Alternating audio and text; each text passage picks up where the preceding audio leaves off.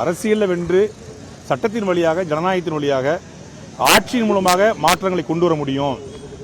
சாதிய மத பேதமற்ற ஊழல் லஞ்சமற்ற தீண்டாமையற்ற ஒரு நாட்டை படைக்கணும். ஒரு இயற்கை முறையில் வாழ்க்கையை வாழ்வதற்கான தற்சார்பு பொருளாதார கொள்கை அடிப்படையில் ஒரு ஆட்சியை நடத்த முடியும் அப்படின்னு நம்பி இந்த அரசியல் நிற்கிறோம். நாங்கள் ஒரு தீவிரவாதிகள் போல ஒரு பயங்கரவாதிகள் போல இந்த சில அரசியல்வாதிகள் சித்தரிக்க முயல்றாங்க. அந்த இவர்கள் இதுவரைக்கும் இந்த ஒரு வார காலம் வந்த செய்திக்கும் இன்றைக்கு விசாரித்ததுக்கும் எந்த சம்பந்தமும் கிடையாது. விசாரணை எங்களை ஒரு சாட்சியாக வைத்து 160 சம்மன் அடிப்படையில் சாட்சியாக வைத்து விசாரித்தாங்க. மிக மரியாதையாக மிக கண்ணியமாக எண்ணெய் அதிகாரிகள் எங்களை நடத்தினாங்க. நாங்கள் எங்களுக்கு தெரிந்த தகவல்களை பகிர்ந்திருக்கிறோம். கேட்கப்பட்ட எல்லாமே எங்களுடைய பர்சனல் தகவல்கள் தான், எங்களை பற்றிய தகவல்கள் தான் முழுமையாக கேட்கப்பட்டது. யூடியூப் வீடியோஸை பற்றி கேட்டாங்க. எல்லாருமே யூடியூப்பில் பேசக்கூடிய நபர்களுக்கு இந்த சம்மன் இருப்பதனால பொதுவான இது சமூக வலைதளத்தில் அறியப்பட்டவங்க. நாங்கள் யாரும் தலைமறைவு போராளிகளோ தலைமறைவு வாழ்க்கை வாழ்கிறவங்களும் கிடையாது. அதனால் எல்லாமே வெளிப்படைத்தன்மையோ டிரான்ஸ்பரண்டாக இருக்குது. அது எல்லாத்தையுமே அவங்கள்ட்ட நம்ம சொன்னோம். எந்த விதமான டாக்குமெண்ட்டும் நாங்கள் கொண்டு போகல, அவங்களும் அதை கேட்கல. எப்போ விசாரணை கூப்பிட்டாலும் நாங்கள் வர தயாராக இருக்குன்னு சொல்லியிருக்கிறோம். தேவைப்பட்டால் கூப்பிடுறேன்னு சொல்லியிருக்காங்க. நாம் தமிழர் கட்சி சாட்டை குழுமகன் தனிப்பட்ட முறையில் கைப்பற்ற பார்க்குறா சொல்லி நியூஸ்பேப்பர்லாம் வந்துச்சு. அதை பற்றி என்ன? நாம் தமிழர் தனிப்பட்ட முறையில் கைப்பற்றுறதுக்கு அது யார் செய்தியை போட்டாங்களோ அவங்க அப்படி விரும்புகிறாங்க போல இருக்கு.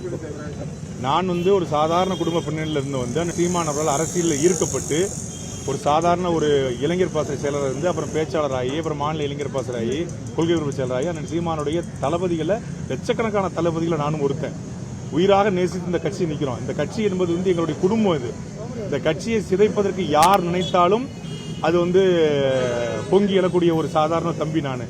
அப்போ அதெல்லாம் ஒரு வதந்தி. நாளைக்கு கூட நாம் தமிழர் கட்சியுடைய நிர்வாகிகள் தம்பி இடும்பாவனம் கார்த்திக் அவர்களும் விஷ்ணு அவர்களும் சம்மன் கொடுத்திருக்காங்க. இடும்பாவனம் கார்த்தியோட தந்தையார் அவர்கள் இறந்து போனதுனால அது வர தேவையில்லை. இது ஒன்றும் பெரிய ப்ரெஷருக்குள்ளே வந்தே ஆகணும் அப்படிங்கிற மாதிரி இல்லை. எப்போ நேரம் கிடைக்கிறதோ அப்போ வர சொல்லியிருக்காங்க. தமிழ்நாடு முழுமைக்கு இருக்கக்கூடிய 8 கோடி தொண்டர்களுக்கும் அண்ணன் சீமா தமிழ்நாடு முழுமைக்குரிய 8 கோடி தொண்டர்களுக்கும் அண்ணன் சீமானை தலைவராக கொண்டு போய் சேர்ப்பதுதான் எங்கள் போன்ற பேச்சாளருடைய கொள்கை செயலருடைய வேலையை ஒழிய கட்சியை உடைப்பது நாங்கள் இது திமுக இல்லை. கட்சியை உடைச்சிட்டு போறது, அதிமுக கட்சியை உடைச்சிட்டு போறது அது மாதிரி கிடையாது. இது எங்களுடைய குடும்பம். இது எங்க குடும்பத்தை நாங்க எப்படி உடைப்போம்? இதை வதந்திங்க.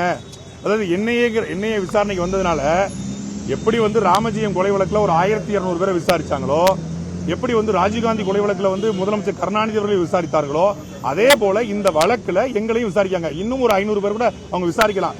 எங்கள் மூலமாக ஏதாவது ஒரு சோர்ஸ் தகவல் அவங்களுக்கு கிடைக்குதான்னு பாக்குறாங்க, அவ்வளவுதான். மற்றபடி இது ஒரு சாதாரண ஒரு காமன் என்கொயரி. ஒரு சாலையில் ஒரு விபத்து நடக்குது, அந்த இடத்துல போன எல்லா வாகனங்களையுமே விசாரணைக்கு உட்படுத்துவாங்களா ஐயா? எல்லா ஐயா ஒரு மூத்த வழக்கறிஞர், அவங்களுக்கு தெரியும், எங்கள் அண்ணன் சங்கரன் இருக்காங்க. அப்போ ஒரு சாதாரண வழக்கறிஞரோட விசாரிப்பாங்க. ஒரு காவல்துறை இன்ஸ்பெக்டர் விசாரிப்பார், ஒரு கொலை நடந்தா யார் யாரெல்லாம் போனாங்கன்னு. அது போல ஒரு சம்பவம் நடந்துக்கிறது. அந்த சம்பவத்தில் நாங்கள் என்னங்க சாட்சியாக விசாரிக்கிறாங்க. சாட்சி தான், சாட்சி விசாரணை. அதை முதல்ல நீங்க ஊடகங்கள் தெளிவாக பதிவு செய்யுங்க. மிக மிக மரியாதையா நடத்தினாங்க.